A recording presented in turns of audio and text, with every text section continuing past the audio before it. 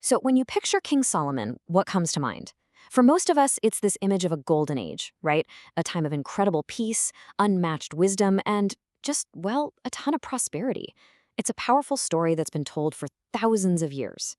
I mean, that verse just paints this perfect picture, doesn't it? A whole kingdom totally at ease, safe and prosperous. Everybody just chillin' under their own vine and fig tree. It really is the textbook definition of a golden era. Okay, but what if that's not the whole story? Let's dig into this, because hiding just beneath the surface of that beautiful, peaceful picture is a much more complicated reality. We're talking about ruthless politics, crushing burdens, and some ancient warnings that were completely ignored. You know, before that golden age could even get started, Solomon had to deal with a pretty messy inheritance. His father, King David, on his deathbed basically left him this ruthless to-do list to make sure he held on to the throne. And this is where you see the raw politics of it all. David's final words to Solomon weren't just about settling old family grudges. Oh no, this was a masterclass in power politics. Reward the people who were loyal to you, like Barzillai, and eliminate the threats, like Shimei, who cursed him. It was a cold, hard calculation to consolidate power, and Solomon carried it out to the letter.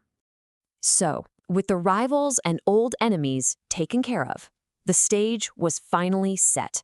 The kingdom was his, firm in his hands, and that famous golden age could finally, officially kick off. And once he was secure, Solomon didn't just sit back and relax. He got to work. He completely revolutionized the kingdom, turning Israel into this highly organized, super efficient, modern state, just like the great empires that surrounded him. And this new system he set up, on paper, it was absolutely brilliant. He created a whole new cabinet of officials and then carved up the nation into 12 districts. The idea was simple and really efficient. Each district would be responsible for supplying the entire royal court for just 1 month a year. Seems perfectly fair, right? A totally balanced system. Well, or so it seemed. And right here, this is where we start to see the first little cracks in that perfect golden facade. Because when you dig into it, looks like really boring data. I'm talking about supply lists and administrative records. Some really troubling questions start to pop up. Okay, to really get why this was such a big deal, you have to wrap your head around the sheer scale of what Solomon's court was consuming.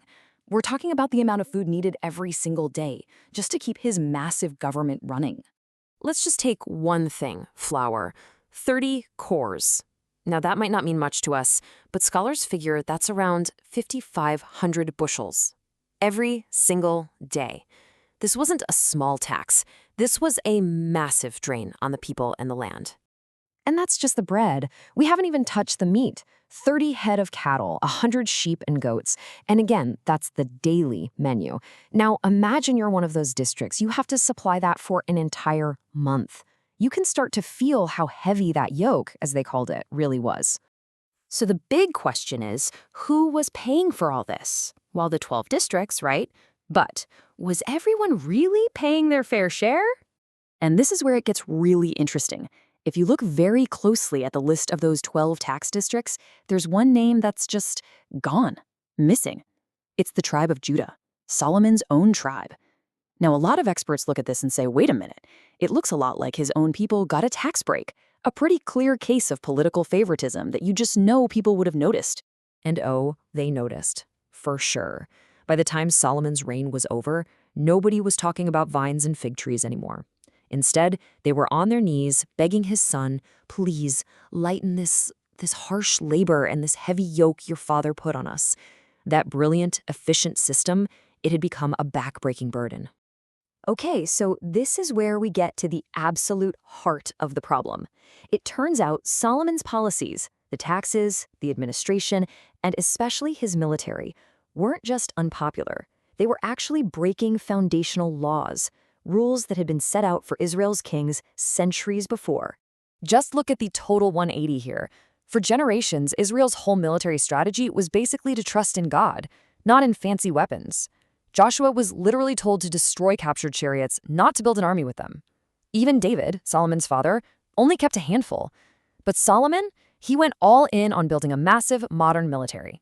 And this wasn't just, breaking with tradition. This was breaking the law. The book of Deuteronomy lays it out plain as day. The king must not acquire great numbers of horses for himself. It was a direct command to rely on God for protection, not to get into an arms race with your neighbors. So, how many horses did Solomon end up with? 12,000. When you see that number right after reading that law, it's just jaw dropping. This wasn't a small slip up, it was a complete rejection of that ancient warning and a total shift in what the nation stood for. Okay, let's pull all of this together now. Because all these pieces, the peace, the taxes, the army, they lead us right to the central contradiction, what we're calling the Solomon paradox. So on one hand, you've got the golden age everyone talks about. I mean, you can't deny the peace, the wisdom, the security. It was real. But on the other hand, you have the hidden price tag for all of it. Crushing taxes, blatant favoritism towards his own tribe, and this huge military buildup that flew in the face of their most sacred laws. And this isn't just my take. Dr. Robert Vannoy, whose work is the basis for this analysis, puts it perfectly. He says these weren't just little issues. No, these were disturbing elements that proved to be fatal to the kingdom. The very things that built the peace were the exact same things that would tear it all down. And that's really the big takeaway here, isn't it? That the stuff that seems so mundane, so boring, tax records, food rations, military supply lists, it's never just about the numbers. In this story, those details have massive spiritual meaning. They were like a checkup on the health of the entire nation and the heart of its leader. And that kind of makes you wonder, right? What are the mundane choices in our own lives? The little details in our budgets, in our priorities, and how we treat people that are actually having the biggest consequences? What's the hidden cost of the good things we're building?